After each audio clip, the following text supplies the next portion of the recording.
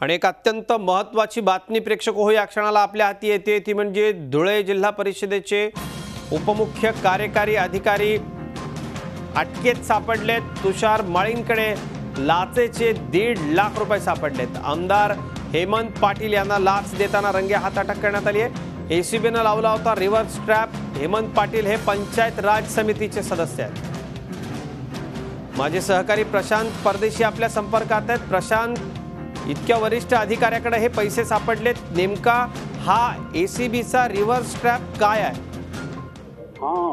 एकदम खळबळ माजलेली आहे या प्रकरणामुळे प्रशासकीय यंत्रणेमध्ये। विषय असा होता अजित की धुळे जिल्ह्यामध्ये आमदारांची जी विधानमंडळाची आमदारांची जी पंचायत राज समिती असते ती गेल्या 3 दिवसापासून पाहणीसाठी आलेली होती आणि या पाहणीमध्ये अनेक गैरप्रकार, भ्रष्टाचाराचे प्रकार, अनियमितता आढळून आलेल्या होत्या आणि आमदार हेमंत पाटील जे आहेत शिवसेनेचे नांदेडचे आमदार, त्यांनी कापडणे या गावामध्ये शालेय पोषण आहार आणि या संदर्भातल्या तपासणी केली। त्याच्यामध्ये अनियमितता आढळून आली आणि या अनियमिततेमुळे ताशारी ओढले त्यांनी। मात्र याबाबत अहवालात नोंद घेऊ नये आणि विधानमंडळात विधानसभेत हा प्रश्न मांडू नये किंवा याबद्दल काही चर्चा करू नये यासाठी अधिकाऱ्यांनी लाच देण्याचा प्रयत्न त्यांना केलेला आहे। तुषार माळी जे आहेत ते कालपासून त्यांना भेटायचं असं म्हणत होते। हेमंत पाटलांना त्यांच्या भेटण्यामागचं कारण लक्षात आलं आणि त्यांनी धुळे लाचलुचपत विभागाला या संदर्भात लेखी तक्रार केलेली होती रीतसर आणि ती तक्रार केल्यानंतर धुळे एसीबीचं जे पथक होतं हे हेमंत पाटलांच्या हॉटेलमध्ये आणि रूम मध्ये तब्बल 6 ते 7 तास लपून बसलेलं होतं आणि जसं तुषार माळी हे हॉटेलमध्ये आले आणि त्यांनी आमदारांना लाच देण्याचा प्रयत्न केला, 1.5 लाखांची लाच देण्याचा प्रयत्न केला, त्यावेळेस त्यांना लाच देताना रंगे हात पकडण्यात आलेला आहे। असा हा रिव्हर्स ट्रॅप आहे अजित आणि रिव्हर्स ट्रॅप मध्ये लाच देणारा पकडला जातो घेणाऱ्याच्या तक्रारीवरती, असा हा ट्रॅप आहे। त्याच्यामुळे पूर्ण जिल्हा परिषदेच्या यंत्रणेमध्ये खळबळ माजलेली आहे। क्लास 1 अधिकारी या ट्रॅप मध्ये पकडल्या गेल्यामुळे भ्रष्टाचार किती प्रचंड प्रमाणात सुरू आहे हे लक्षात येतं। अधिकारी हे लोकप्रतिनिधींना लाच द्यायला मागे पुढे विचार करत नाही, हा एक मोठा प्रश्न, एक मुद्दा या निमित्ताने समोर आलेला आहे अजित। याच्यामध्ये 2 महत्त्वाच्या गोष्टी आहेत प्रशांत। एक तर म्हणजे शिवसेनेचे जे नांदेडचे आमदार आहे हेमंत पाटील, त्यांचं जाहीर अभिनंदन झी मीडियाच्या माध्यमातून आपण करूयात की आमदार महोदय, आपण उचललेले हे पाऊल अत्यंत स्तुत्य आहे। दुसरं धक्कादायक म्हणजे जिल्हा परिषद हा ग्रामीण व्यवस्थेचा कणा आहे, यांच्याच माध्यमातून निधी पोचतो, विकासाची कामं होतात। ही यंत्रणा वरिष्ठ पातळीपासून किडकी आहे हे यातून स्पष्ट झालंय प्रशांत। निश्चितच अजित, यामध्ये हा सर्वात महत्त्वाचा मुद्दा समोर आलेला आहे की खालच्या स्तरावरती भ्रष्टाचार चालतो आणि तो सावरण्यासाठी, तो लपवण्यासाठी वरिष्ठ स्तरावरती क्लास 1 ऑफिसर त्यासाठी प्रयत्न करतात आणि हा प्रकार अत्यंत दुर्दैवी आहे। अजित, आपल्यासोबत आमदार ज्यांनी तक्रार केली होती हेमंत पाटील आहेत, आपण त्यांच्याकडूनच माहिती घेऊया। 1 मिनिट जी।